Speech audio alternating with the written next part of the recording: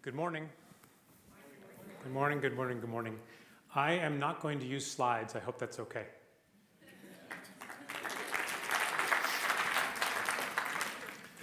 So, brief introduction to those of you who don't know me. It's nice to see so many familiar faces. Thank you, Barbara. My name's Craig Miller. I'm originally from San Francisco, and I've lived in Madrid, Spain for 30 years. So I always find that to be interesting in that proud to be an American, and at the same time very proud to have a different worldview.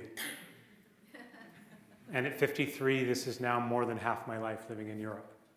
So it gives me a lens, I think, that helps in my work and certainly helps in my life. More introductions.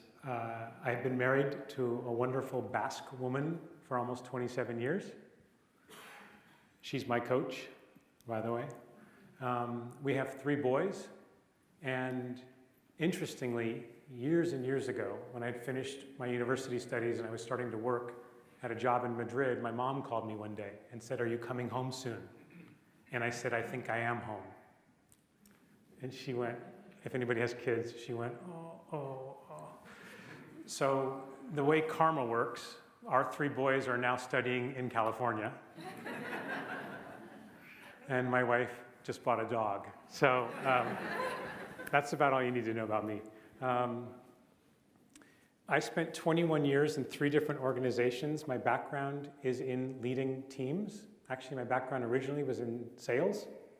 And 12 years ago, I left that space and started what I'm doing now.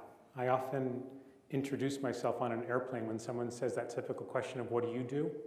I say I work with successful, dissatisfied leaders. That's my job. My clients are really good at what they do. They've typically been promoted numerous times. And when I say dissatisfied, it's because they're still hungry to learn. There's something that they want to get better at, and they have the courage to ask for help, quite honestly. So that's my work. I work one-on-one with leaders, and then I work with teams, including right here in Allianz Technology and across Allianz, and of course with many other clients.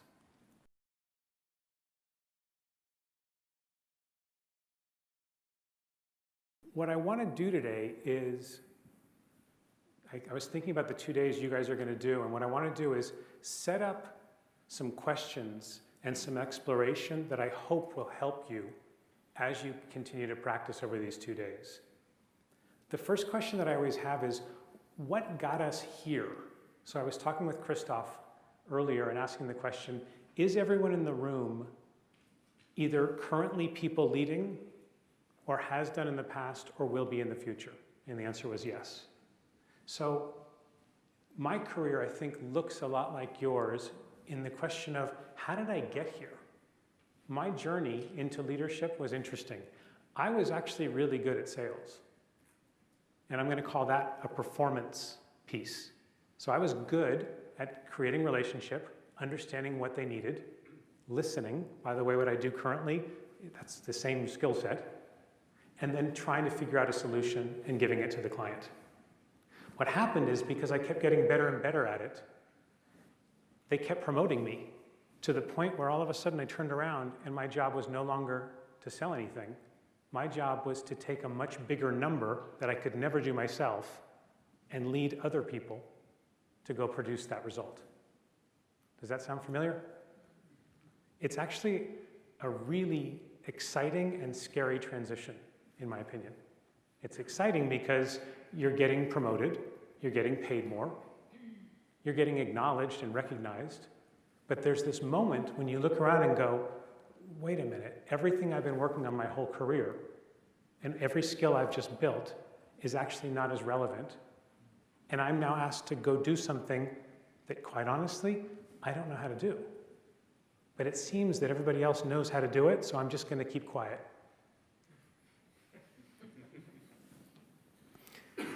I published a book in 2017, and in the book I talk about the imposter syndrome.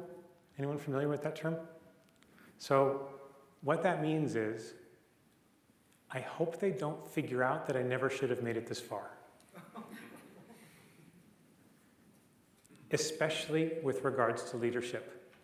And so what happens is we create behaviors that are safe in the imposter syndrome because I never should be here. So what I want to talk about today, that's why the name of the talk is Leadership as a Performance Art. What I want to really talk about is leadership is not 10 books that you read. It's not learned by listening to Craig during a keynote. Leadership is a performance art. I truly believe that. Meaning it's the same as being a professional dancer or musician or footballer. It's actually all built on practice. So when I say, how did we get here? What I'm talking about is we got here because someone saw potential, promoted us, and here we are. And now we have a responsibility. So then let's look at the definition of leadership. Leadership is one of these words that I find gets bounced around all the time and everyone goes, oh yeah, yeah. But what actually does it mean? Here's the best definition I've ever found.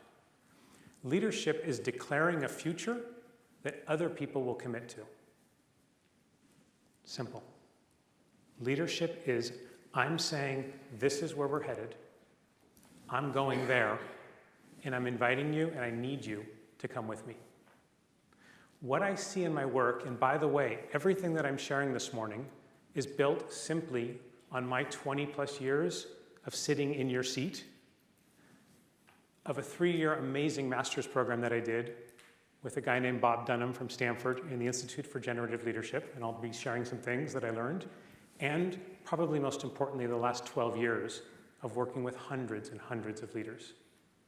And so the idea that I need to declare a future that other people will commit to it's 2 pieces. I see leaders in the world, I see them in Allianz, that are spectacular at declaring the future.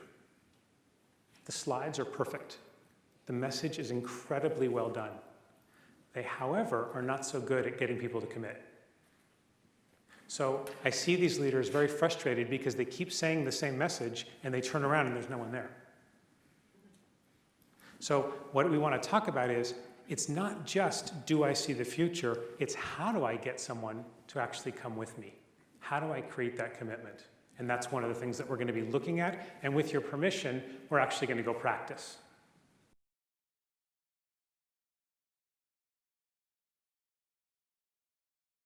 Yep, please. So I was basically A, and I was listening to Fabian. So first of all, we started off with a verbal NDA. Otherwise, we couldn't have spoken because I'm talking to Fabian. But I think one of the things that came across is a very clear openness to talk about a particular problem, which probably we would have never spoken to each other. And the kind of empathy that got generated in that conversation, I think that creates a good connect for us moving forward, is what I really thought about. So thank you for sharing that. And what I would say is that relevant to your work? That's my only question. My only question is, if we don't have time for this leadership stuff, then what are we doing?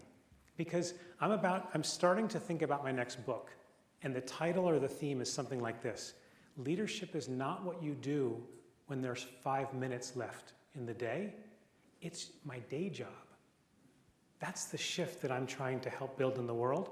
If you are a leader and you want to be a leader, then listening like this and creating that kind of space, that's your job. And if there's some time left over, open up a spreadsheet.